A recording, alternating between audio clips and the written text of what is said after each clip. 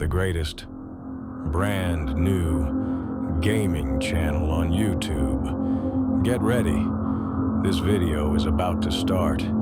Give it up for Drengin and Far.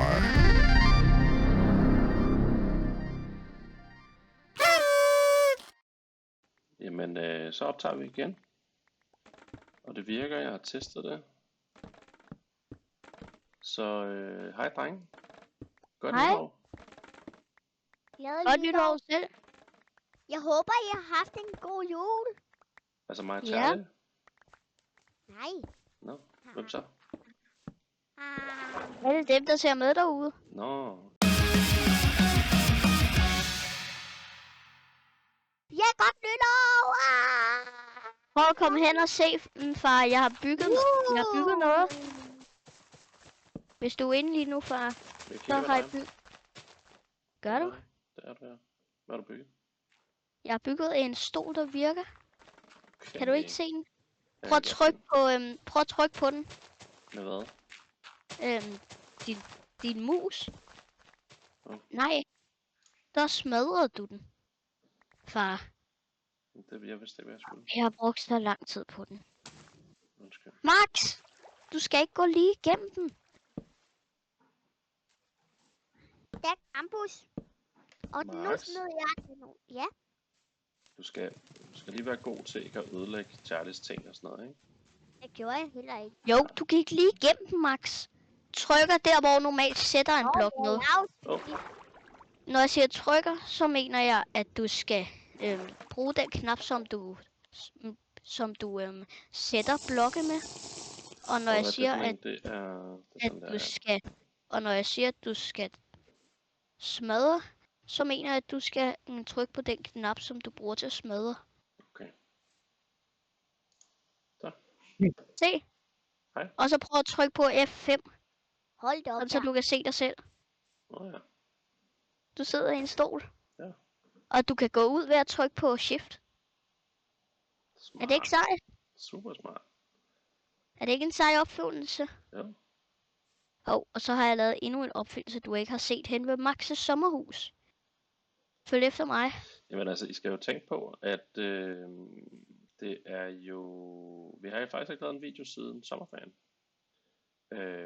Så prøv at tænke på alt det, I har bygget siden da.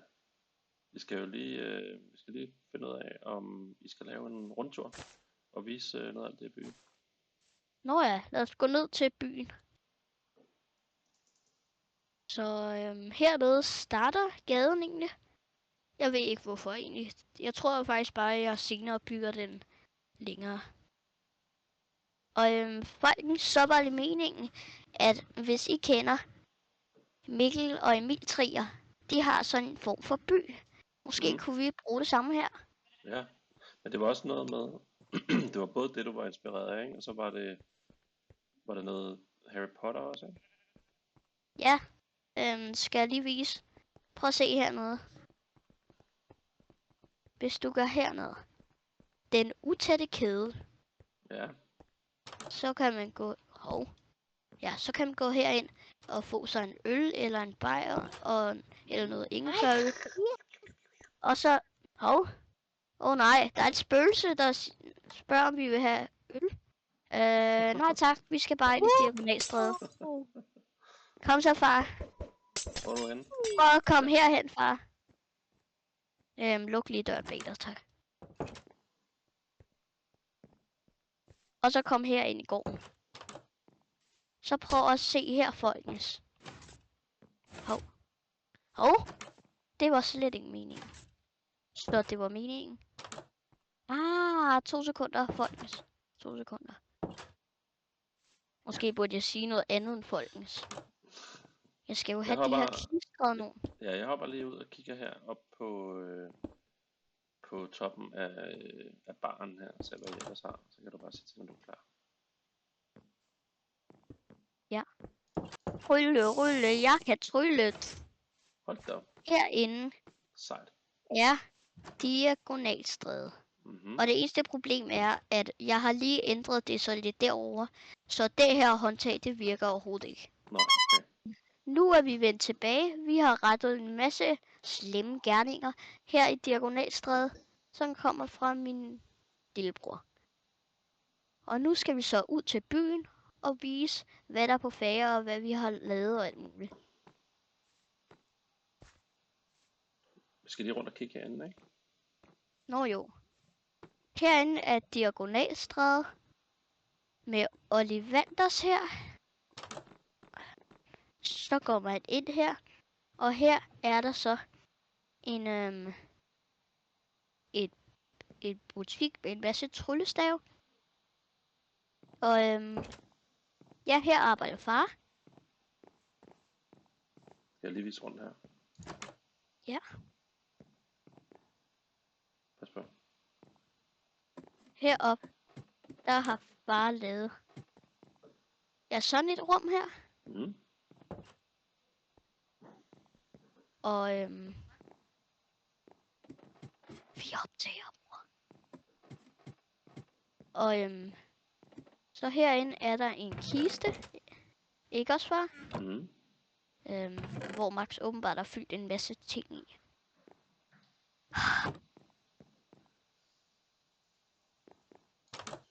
Og så er der baglokalet her. Og Max han er helt lille bitte. Hvad sagde du? Max er lille bitte. Ja, det er rigtigt. Max er meget lille. Han har brugt den der command, som jeg viste dig. Den skal vi også vise senere i videoen. Ikke også? Jo. Hvad var det, du ville bygge herude, baby? Her skal der være et center. Max har allerede været i gang, men så gad han ikke længere. Nej, okay. Jeg har prøvet at lukke ham til det igen. Han Hvad gad ikke. med hernede? Har du set det der her? Nede Jeg kan i, ikke frem til, det er nede en på varelageret.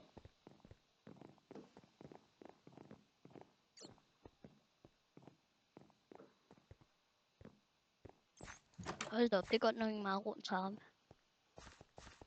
Hvor der er flagmus og alt muligt. Flot.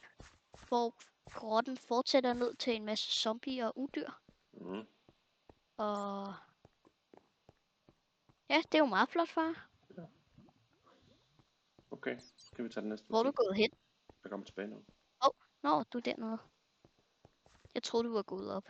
Ja, det er lidt en stor kælder, vi har fået derude. Virkelig. Nå, men vi når snart til Green God, som jeg har bygget. Mm. Med min børneøver. Eller med computer selvfølgelig. Så jeg lige huske at lukke døren, så ikke det trækker. Så.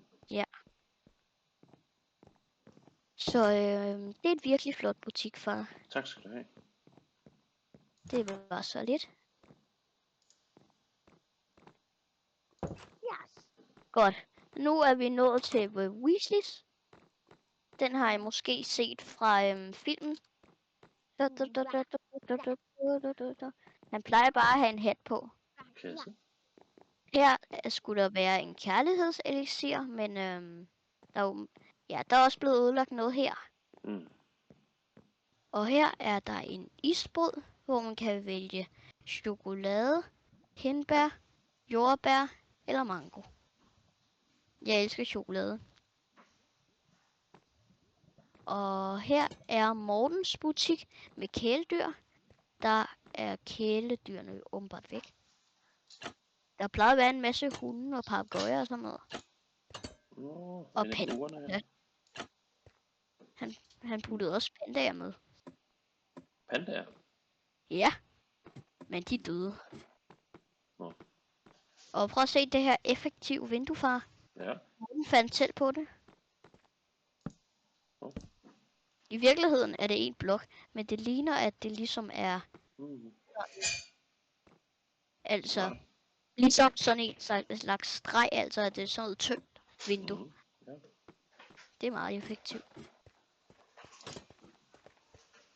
Og nu er vi nået til elixirforretningen herinde. Den, jeg kan ikke huske, om det var far, Max eller Morten. Jeg tror, jeg var Morten, der byggede. Jeg tror også, det var Morten. Han var hurtig. Og drageæg. Og bare, du må ikke slå dem eller røre dem, eller trykke dem, fordi at så forsvinder de bare. Ja. Sådan er drage ikke åbenbart. Lidt sjov. Hov. Der kom jeg til at skrive et skilt. Det var ikke meningen. Og herinde er Gringotts bank. Så kommer vi herind.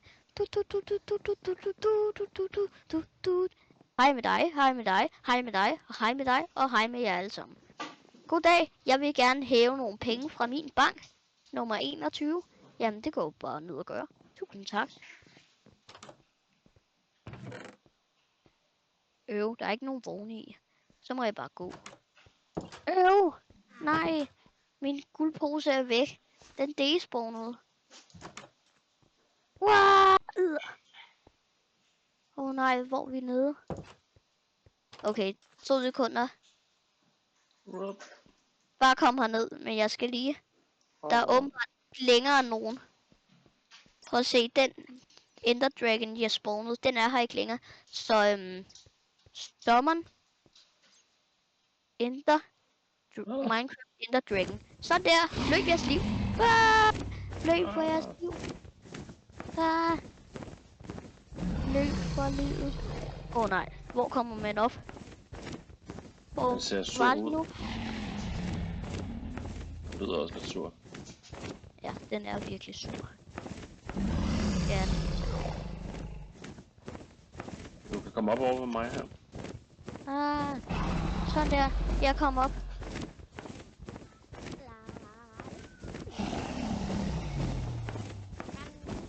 Nej. 2 sekunder. T. TP. Djungelluskeren. Den er sådan lidt destruktiv. Okay, er du hernede? Godt. Skal vi gå ud til vejen? Ja. Så går jeg lige i spectator mode. Sådan der.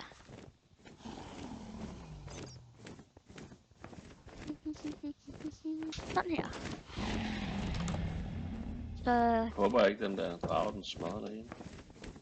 Ja, sådan er drage åbenbart. Det fandt jeg ikke ud af, inden jeg... Jeg fandt ikke ud af det, før jeg spawnede det for første gang. Men sådan er det med drager. Og hvis man holder den inde med bedrock, så dør den. Den er simpelthen brug for plads til at svinge rundt. Den er også rigtig stor. Minecrafts største væsen, hvis man spørger mig. Nå, hvis I kommer herud for enden af vejen, eller på starten, egentlig. Hernede. Det er i aften. Lad os... Jo, det klarer jeg. Time. Lidt. Noon. Sådan der. Så starter vi her med Ligustavvenet. Som på engelsk hedder Private Drive. Og her, det er her, hvor Harrys tante og onkel, familien Dursley bor. Og hernede, det er sådan noget til hvis det regner, som en kender du. Og sådan en brønd. Når sådan en der, lidt nedløb. Ja. Og hernede starter man så. Her er døren. Her hænger man sine tasker og sådan noget. Og herinde, der er det en Harry bor.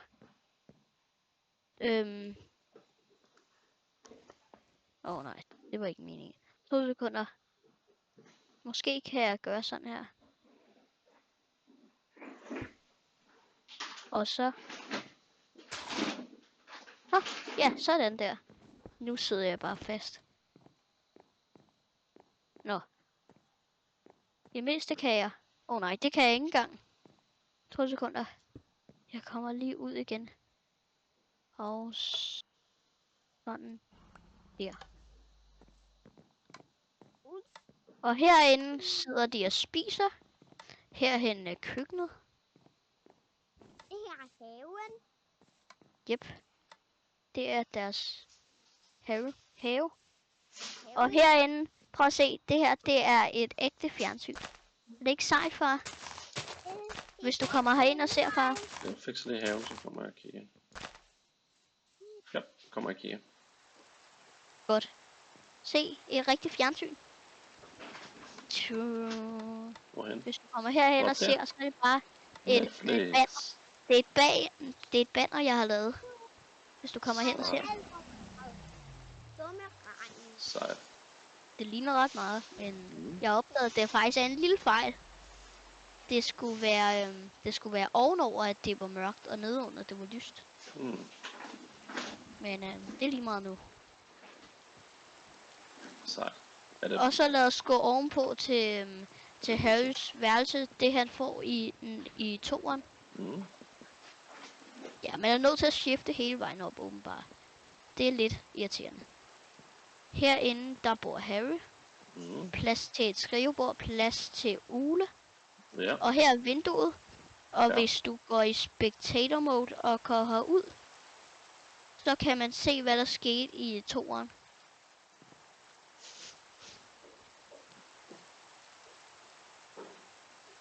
Du kan også bare TP til mig, jeg er herude. Ja, sådan her. Prøv at se. Det er det her, der skete i toeren. Jo. Ja. Harry slap ud. Ja. Og ja, så lad os gå ind igen. Og så i kreativ. Sådan her. Herinde. Her er der et lille tæppe og nogen, der er tisset tag. Og det et regner ind her. lagt tag. Åbenbart. Ja. Det er lige fikst. Sådan. Ja. Og så et vindue. Det her, det er Dudley Dursleys hus. Eller værelse. Og så... Ja, det var egentlig bare det. Ja. Lad os gå ud og have døren. Det er lidt lettere. Herhen er bilen, hvor at når man kommer herhen, så er der... når man kommer hen... okay, det er lidt svært. Sådan her. Så er det, man kan sidde her og styre. Vi kører galt nu. Wait! Og det er... Nå, hvad er der så mere? Far vil jo lige se noget hurtigt, som jeg også har bygget i al hemmelighed. Ja. Hvis du kommer herind til lavaen. Ja. Så prøv at se. Ned i et lavaen? Nej, men prøv at hoppe derned. Nej, vent og se. What? Så er der en hemmelig base. Hemmelig base ned under lavaen. Nemlig. Ja. Hvor vi var i gang med noget herinde. Og det blev så til ingenting, så... Men, ja. Hvor der kom ind i tørvejr. Hvad er det her? Det er et hotel? Hold da op. Ja. Du kan gå ind af den der indgang, eller også kan man bare gå herind, mand. Og så ind her. Så der er en elevator her, og så er den her, det er sådan set også en elevator, men det er fordi nogle af rummene, de kan ikke nå ned til trapperne. Så kan høre en drage. Ja, det er bare, der er en drage lidt herfra, men den når aldrig her. Så hvis du går op ad trapperne, du kan også bare tage elevatoren. Her er første sal. Her kan jeg gå ind i det første rum. Det her, det har vi brugt rigtig lang tid på. Vi er endelig blevet færdige. Her er der et soveværelse, eller et badeværelse. Det er noget Max aldrig. Her er der et kosteskab. Inden er der sådan en her. Og en seng. Mange værktøjer. Ja, og en altan. Det er noget helt. Der har jeg kastet op nogle gange. Kastet op? Nå. Og så noget smart, det er, at man bare går op ad de trapper, der er her. Der er nogle trapper herinde, nemlig. Så det er et hotelværelse med 2 etager. Sejt. Nej, der var ikke noget toilet. Jeg tisser på gulvet. Ja. Og tage op til det næste. Det var ikke så smart, åbenbart.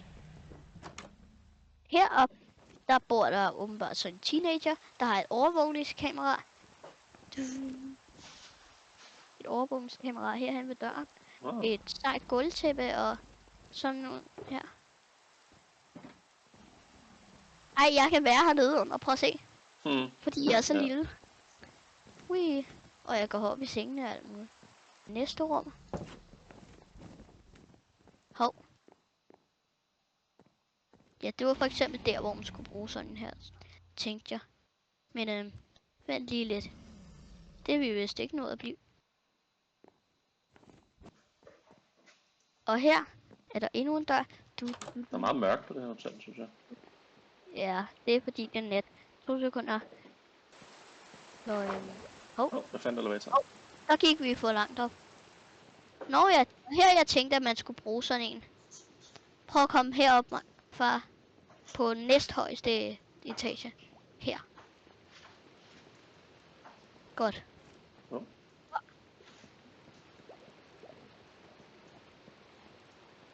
Godt.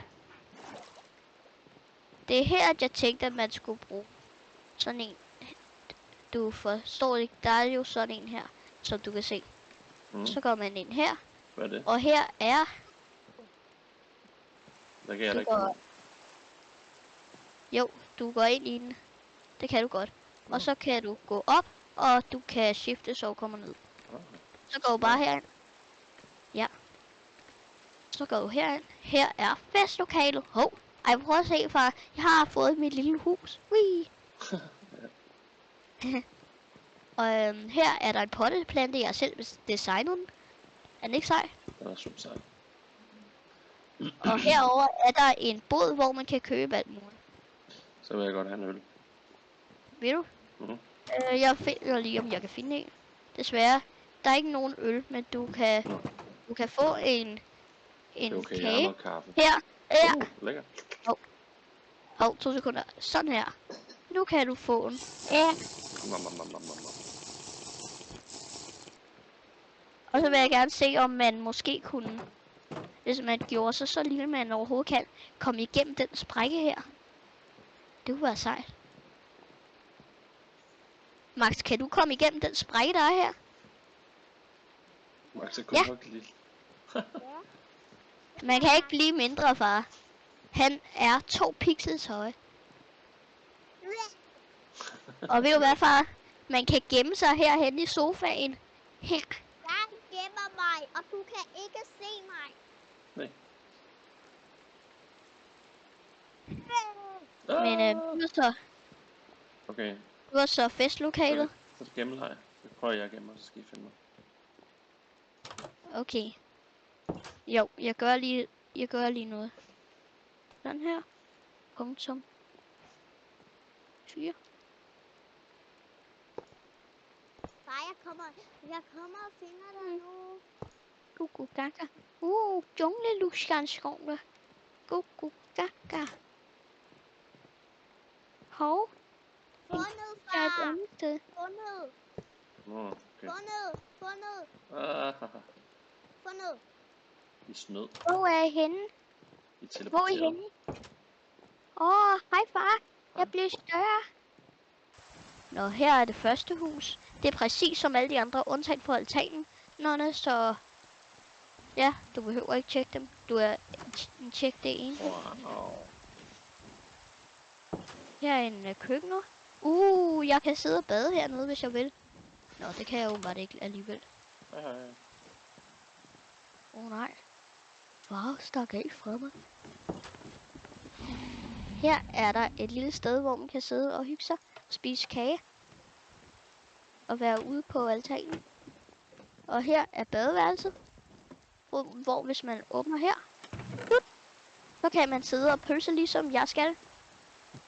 Ja. Og se, far, jeg kan noget ret sjovt herude ved toilettet. Ja. Nej, nu kommer der noget stort. Hej. Nej! Jeg kan ikke få vejret! Sammen pølserne. Det lugter. Jeg lukker lige døren. Så var det noget med, at det var den her vej, tror jeg. Ja. Den her vej. Her. Jeg har helt glemt at vise Max's hus. Eller sommerhus. Er det her? Ja, det er det her lille hus, som han selv har bygget. Næsten selv. Nej. Herinde er Pikachu, som han jo også har i virkeligheden. Nå ja. Sejt. Jeg har bygget det meste af det. Og herop, nu skal jeg se herude, der er der et sted, ligesom en altan, hvor monstre ikke kan komme ind af sådan en her. Det er meget smart. Ja. En menneske kan godt. Eller spilleren. Og nu skal jeg se noget sejt, jeg har brugt lang tid på herinde. Prøv at se, det her det er en seng. Man kan jo se det grå nede under sengen. Ja. Hvis jeg trykker her. Hov, ej, det er selvfølgelig fordi jeg er lille. Hvor blev du af? 2 sekunder. Undskyld, det er bare, jeg gør mig lige stor. Okay. Så røg du i seng. Godnat. Du vender dig om. Så prøv at vende dig den her vej og kigge mod mig. Så prøv at kigge op. Ej, prøv at se. Det ser sejt ud. Det ligner, at du ligger og sover med dynen på. Og så kan du stige ud med at trykke på den her. Ja. Og så har Max den her stige. Hvor at hvis man er ligesom dig og har en Elytra, så kan man komme herop. Og så har han sådan en lille bro her. Jeg bruger den bare til at svømme, når jeg ikke har nogen. Woohoo! Jeg brækkede mit ben, der var lavt. Ja. Der var så lavt, at jeg brækkede benet. Jeg nåede ikke at se, hvor høj jeg var, da jeg var lille. Hov! Det var ikke meningen. Nu vil jeg gerne. Det der, det er så stort, man kan blive. Det er grænsen. Okay? Det er i hvert fald grænsen. Derude er du. Lille farmand. Lille. Prøv at se, hvor lille du er i forhold til en blomst. Ja. Det er så sejt. Jeg kan gemme mig i græsset, så Max ikke kan se mig, fordi han er så stor. Ved du hvad? Max han er virkelig, virkelig langsom. Fordi at han... Far, jeg giver dig lige et træ. Fordi at hvis du bukker dig, så kan han ikke se din name tag.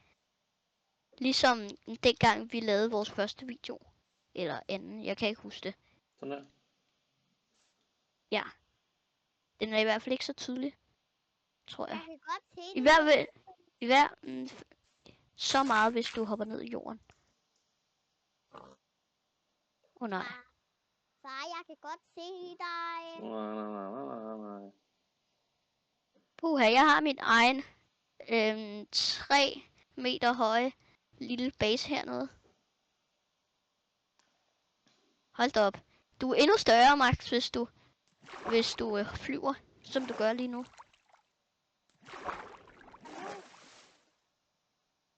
Ja, du er ret stor. Det er det, jeg sagde. Bum. Nej, jeg er ikke så stor. Det er her, du er, far. Det er også et godt gemmested. Jeg har det gemt derinde i den pyramide, jeg lavede. Jeg lukker porten. Sådan der. Gem dig derinde. Jeg lavede en mini-pyramide. Godt. Kom hen til jer. Du ved ikke, hvor vi er. Jo. Nej. Godt til jer. Jo. Jeg skynder mig. Attribute. Minecraft scale. Bare han ikke når. Base. Sate. 0. Han kommer nu, han kommer nu. 0. Jeg nåede det lige. Ja, det var også en god idé. Og også ned til en kælder. Så kan vi bo herinde. Spise joker er der, kan jeg se. Jo, bare du vælger at svømme væk, tror jeg. Det ligner i hvert fald. Det er jo smart. Nej, han har set mig.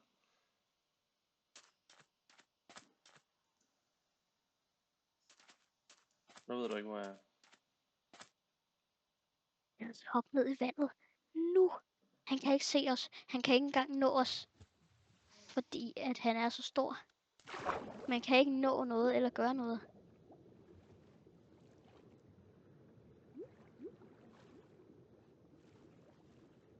Nej. Han er gjort så lille. Nej. Hej, spise joker. Du ser ikke særlig rar ud. Hvor er du hen, far? Jeg gemmer mig nede på havets bund. God idé. Gør du det? Jeg finder hurtigt. Nej. Godt Jeg kan gennemsted, far. teleportere til dig. Jeg kan teleportere til dig. Så gør jeg lige. Du skal gemme det godt, når jeg teleporterer dig nu.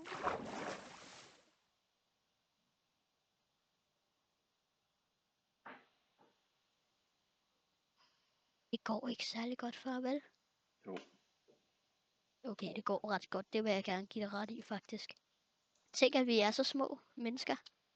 Det her, det bliver nok en af de bedste videoer. Tror du ikke? Jo. Jeg føler mig lidt større end dig. Er jeg det? Eller er jeg normal størrelse? Eller størrelse ligesom dig?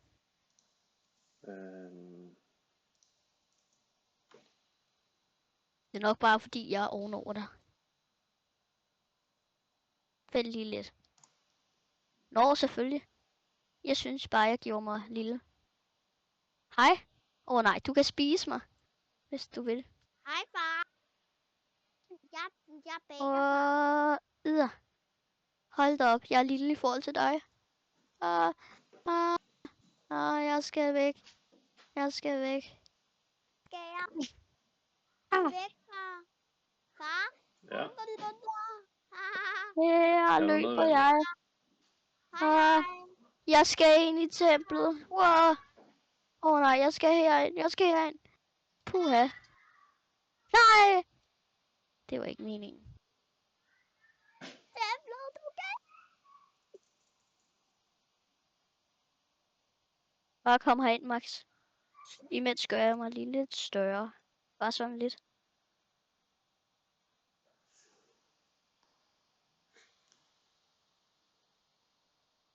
Okay, hvis du tysser, så skal ikke noget.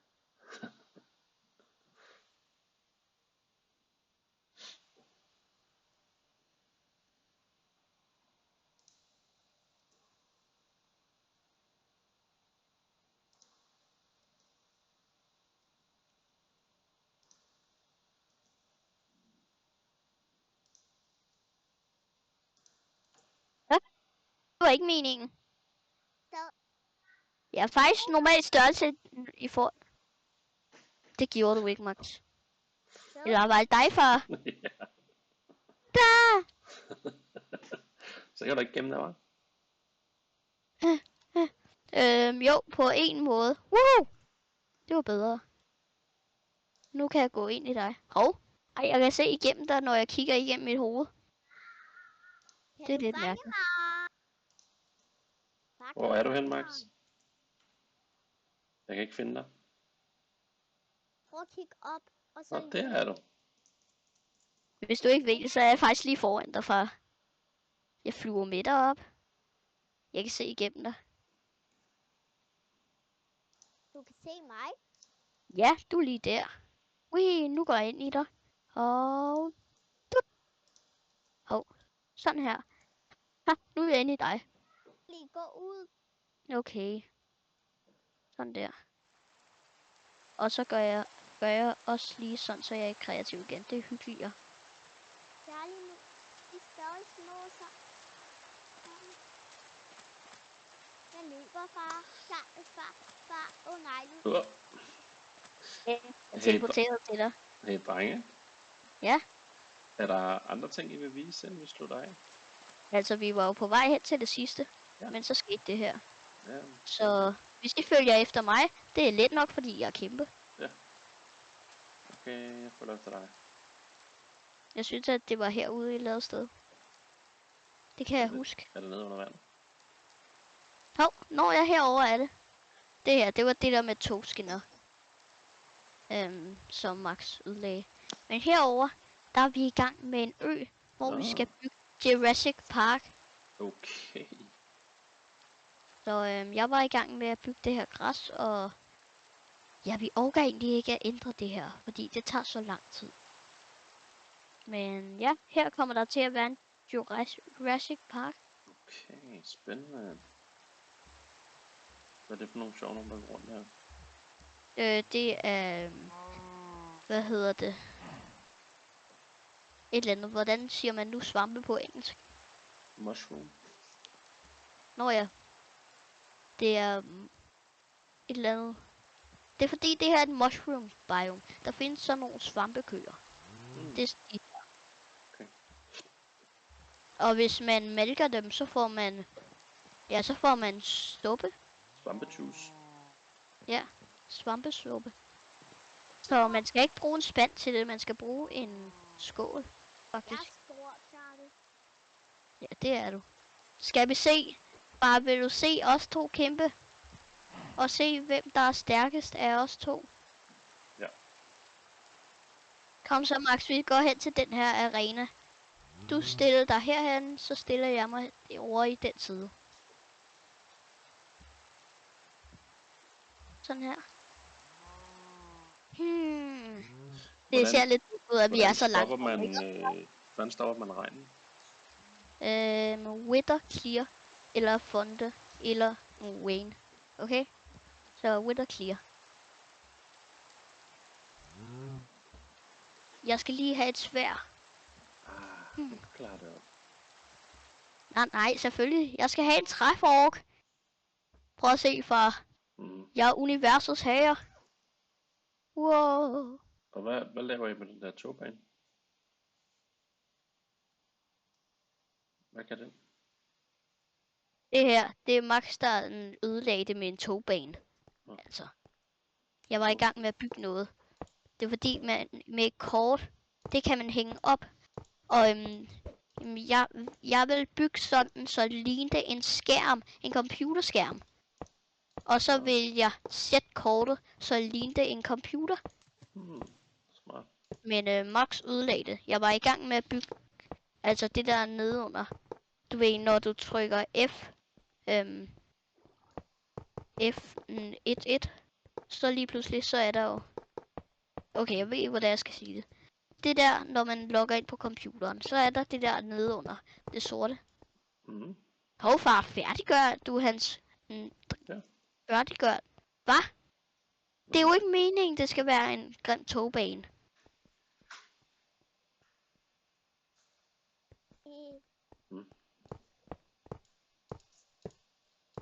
Jeg går efter dig. Yes, du blev usynlig. Far, lige om lidt bliver du også usynlig. Du er usynlig. Mackie. Hvad skete der der, far? Hey. Jeg er død. Hvor er du henne, far? Jeg er død.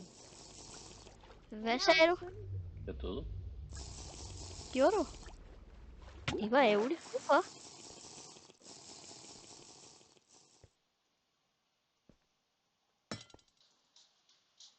Far, det der... Jeg ramte dig næsten.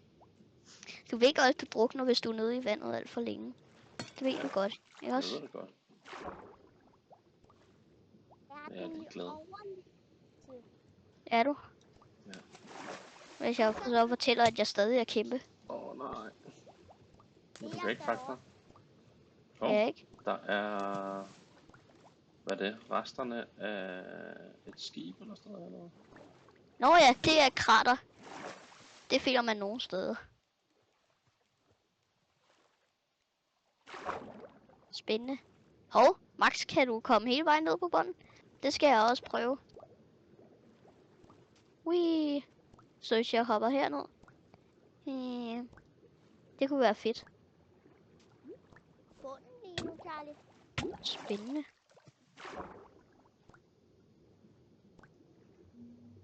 Hvor er du, far? Jeg gemmer mig. Fordi jeg ikke vil med at slå mig ihjel.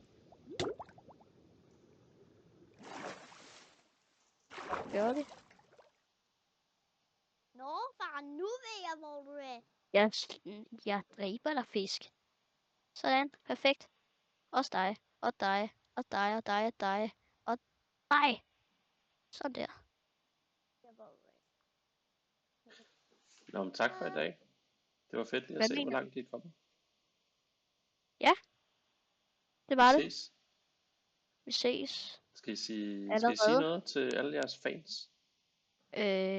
Ja, jeg kommer til at have min egen kanal, når jeg bliver stor. Den kan I følge med på. Ja, så bare lige... De skal bare Om lige nogle vente 8 år mere. Så er du ved at Så være der. 20 jeg år. gør mig lige normal størrelse, Okay. så jeg kan komme ned og sige farvel. Base, set, 1, sådan der. Og så TP jungleluskeren. Sådan der. Så du var så højt op, far. Ja. Det var også en god idé, men...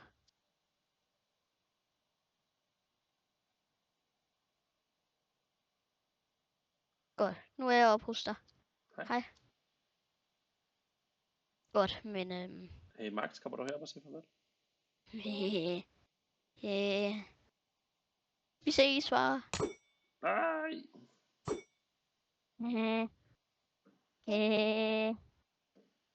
Er I over skyerne?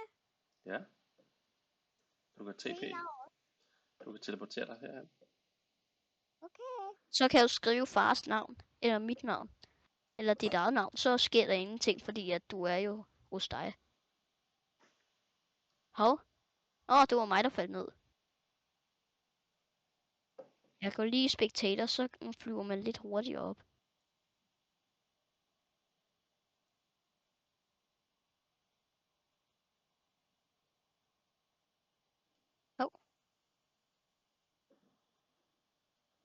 Charlie, hvor skal jeg trykke nu?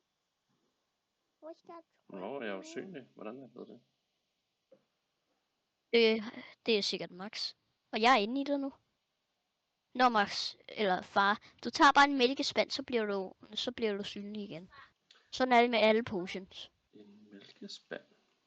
Ja. Hvad mener du? Nu skal jeg trykke mellemrum. Hvordan finder jeg en mælkespand? Så trykker du på fars navn. Der, og så trykker du bare spectator. Far. Okay, Max. Du skal jo ikke have teleporteret til far. Okay, vi flyver lige alle sammen op til Max's ansigt og står ved siden af ham. Ikke også? Han står. Jeg sætter mig på dine skuldre. Ja, og han har teleporteret hen til dig. Han er Der. sådan der. Okay, så Jeg er må vi lige her. sige ordentligt farvel her. Hej Max. Hej. Kæmpe Hej. baby. Julen er... Hvorfor er julen forbi? Jeg gider det ikke. Julen er forbi. Jeg kan ikke lide det. Skal vi så Snibbold snart lave en overalt. video igen? Ja, det skal vi. Okay. Ja, Vi ses. snibbold i dit fjes. Vi Hej, hej. ses. Jeg er den flyvende bluse.